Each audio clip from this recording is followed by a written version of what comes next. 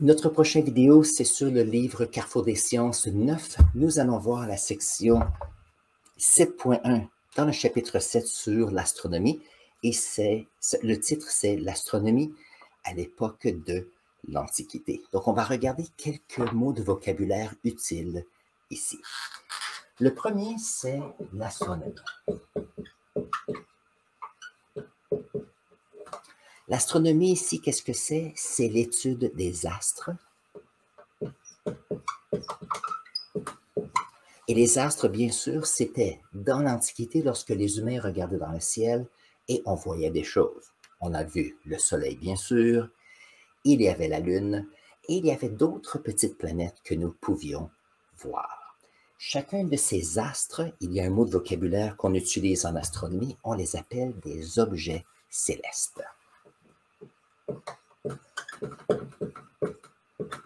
Célestes. Les objets célestes, ce qui est intéressant, c'est tout objet qui est dans le ciel. N'oubliez pas que pour faire l'astronomie, on a besoin de choses importantes. On a besoin de lumière. Ça veut dire que sur la Terre ici, on voit notre Soleil facilement. Par contre, notre Soleil est tellement brillant, il y a tellement de lumière qu'on ne peut pas voir les autres sources de lumière dans notre galaxie et dans notre univers. Alors, c'est important de voir que l'astronomie est possible à cause de la lumière, mais pour l'étude, on a besoin, bien sûr, de la nuit. On a besoin de la nuit parce que durant la nuit, nous avons, si on prend notre Terre comme ceci, nous avons notre Soleil qui brille de ce côté-ci.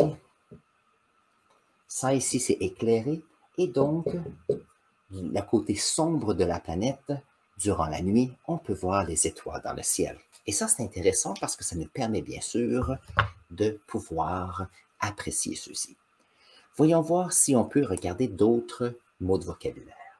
L'astronomie, c'est l'étude des objets célestes. Bien sûr, les humains qui font l'étude des objets célestes en astronomie, on les appelle les astronomes. Donc, les astronomes. Comme ceci. Et bien sûr, c'est un nom. Donc, on a un petit A comme cela. Très bien. L'autre chose à considérer. Lorsque nous pensons aux personnes de l'Antiquité, ils avaient une vision de notre système solaire qui était différente. Et ce qui était intéressant, c'est que nous avions ici notre planète Terre. Et si nous avons une personne qui regarde, la personne remarque que le soleil, à chaque jour, vient et repart. Chose intéressante, les humains avaient remarqué qu'autour, alors le soleil est très petit, il y avait un objet qui était la Lune. Et la Lune, ce qu'elle faisait, elle faisait le tour de notre planète aussi. Quelquefois, il y avait la pleine Lune, nouvelle Lune, des choses se passaient. Et donc, si on recule il y a plusieurs siècles et millénaires, on a ici des humains qui se croyaient le centre de l'univers avec tout le reste qui tournait autour d'eux. Maintenant, on a eu des scientifiques qui ont fait des observations et ils ont dit, d'après ce que nous remarquons, ça ne fonctionne pas comme idée. Et bien sûr, éventuellement, nous avons eu notre théorie actuelle de notre système solaire, dans lequel nous avons le Soleil qui est dans le centre. Nous avons aussi quelques planètes. Donc, nous avons ici Mercure. Nous avons ici Vénus. Et bien sûr, nous avons notre planète Terre qui est juste ici. Cette échelle n'étant pas, bien sûr, à l'échelle. Et nos observations nous ont montré que la Terre était en révolution autour de notre Soleil. Et ça, ce n'était pas facile pour certaines personnes de réaliser cela, parce que dans leur idée, les humains étaient sur la planète, et c'était le centre de l'univers. On a aussi remarqué que nous avons notre Terre ici, et notre petite Lune faisait une orbite autour de la planète Terre. Et donc, voilà, c'était le début de voyons voir, notre vision de notre système solaire actuel. Maintenant, ce qui est intéressant, c'est que nous avons aussi appris que maintenant qu'on a une compréhension de ceci, il faut se dire qu'on a notre année maintenant qui est 365,24 jours par an. Maintenant, avant ceci, on avait déjà cette idée de comment fonctionnait le temps. Donc, il y a bien sûr un paquet de calendriers qui ont été créés. Maintenant, on a le calendrier grégorien ici en Europe et en Amérique du Nord, mais il y a toutes sortes de calendriers qui existent, bien sûr. Alors, il y a certaines religions, comme les musulmans, qui ont un calendrier, et le calendrier est un peu différent. C'est pour ça que le Ramadan tombe à différents temps de notre année grégorienne. Il y a en Asie aussi certaines, lorsqu'on prend par exemple le nouvel an lunaire, leur compréhension ou le calendrier qu'ils utilisaient et que plusieurs utilisent en parallèle avec le nôtre maintenant, étaient ensemble.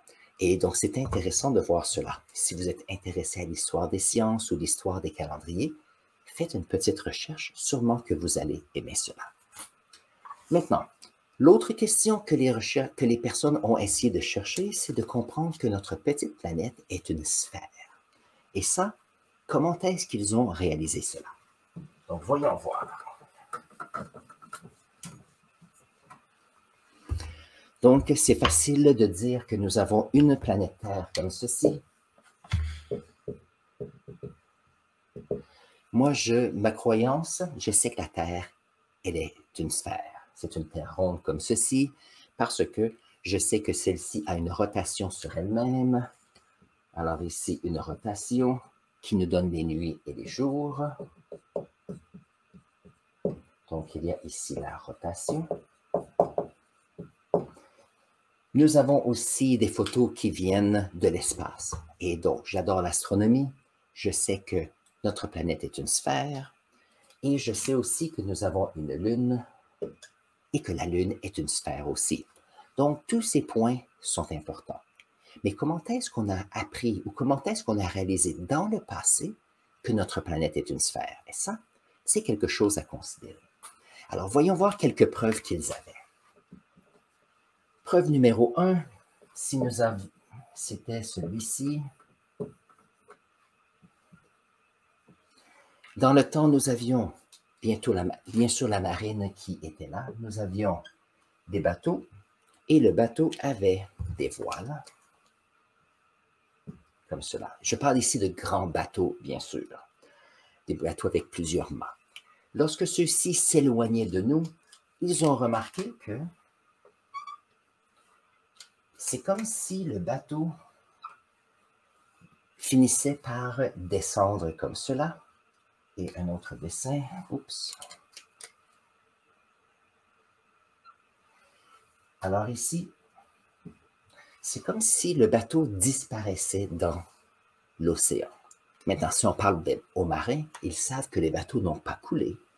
Donc, la seule façon de pouvoir faire cela, c'est si on a une terre qui est ronde et que si il y a quelqu'un qui est ici et qu'il y a, donc on peut voir un bateau qui est là, et si le bateau va sur une sphère, on va finir par voir, alors ça ici, on voit le bateau, on finit par voir seulement le haut du mât.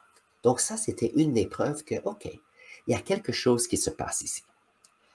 Deuxième chose que l'on a remarqué, lorsqu'on regarde ici, notre axe ici de rotation, nous avons dans le haut ici l'étoile polaire. L'étoile polaire est en ligne avec l'axe de rotation de notre planète. Ça veut dire que lorsque nous avions les explorateurs il y a plusieurs siècles qui se promenaient ici de l'Europe et qui allaient en Amérique ici, par exemple, ils pouvaient toujours utiliser l'étoile polaire pour savoir la latitude où ils étaient. Comme ça, ils pouvaient voyager facilement. Mais ils ont aussi remarqué que lorsqu'ils partaient de l'Europe et allaient en Amérique du Sud, par exemple, ou qu'on allait faire le tour au sud de l'Afrique pour se promener vers l'Australie, l'Inde et ainsi de suite, on ne voyait plus l'étoile polaire. Et donc, ici, ce qu'on a réalisé, c'est que si on a une personne qui est ici, la personne peut voir l'information qui est au nord, comme cela. Par contre, si nous avons une autre personne qui est au sud ici, cette personne peut voir seulement ce qu'il y a de ce côté-ci. Donc, la personne ne peut pas voir la nuit l'étoile polaire du tout. Donc ça, c'est un autre exemple qui nous montre que notre Terre est une sphère. Un autre exemple, c'est lorsqu'on avait des éclipses de lune. Donc, une éclipse de lune, qu'est-ce que c'est? Nous avons, trouvons une couleur qui fonctionne. Donc, 3.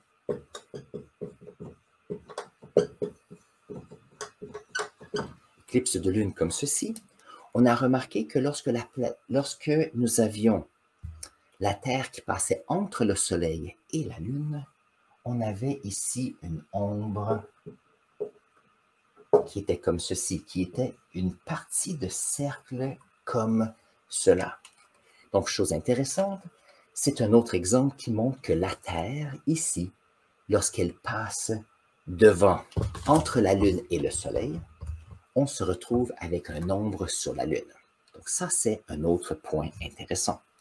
Et il y en a un autre point qu'on ne mentionne pas dans le livre du tout, c'est que si nous avons ici une personne qui, par exemple, utilise, comment on appelle ça? Les horloges solaires. C'est-tu les horloges solaires? Mais ça fait un autre nom pour cela. On appelle ça, voyons voir. Oui, c'est ça, des horloges solaires. Donc ici, on avait un cercle comme ceci. On partait comme cela. Et on voulait voir quelle était l'ombre de cet objet dépendant l'heure de la journée. Donc, on pouvait mesurer l'heure avec des horloges solaires. Et si on avait une personne ici qui avait ici comme un genre de petit poteau, et qu'une personne ici qui avait un petit poteau qui avait la même hauteur, perpendiculaire au sol, on remarquait que s'il y a le soleil qui est ici, alors j'espère que vous aimez mes dessins parce que mes dessins sont partout, on avait ici un nombre qui était très petite comparé à un nombre qui était plus grand lorsqu'on changeait d'endroit. Et ça, si je me rappelle bien, c'est quelqu'un qui était soit en Grèce ou en Égypte et il y avait quelqu'un où il avait voyagé une centaine de kilomètres et fait son expérience. Il avait remarqué que même si les deux poteaux étaient perpendiculaires au sol, à la même heure de la journée solaire, on avait des ombres différentes. Donc, il s'est dit, c'est une autre façon de dire, OK, chose intéressante, notre planète est une sphère. Et ça, c'est la section 7.1 dans le livre. Si vous avez des questions, n'hésitez pas de mettre vos questions en commentaire dans la section ici en bas. Ça fait toujours plaisir de les lire. Et j'utilise ces questions pour faire mes émissions à chaque semaine. Alors sur ce, on se voit aux prochaines vidéos.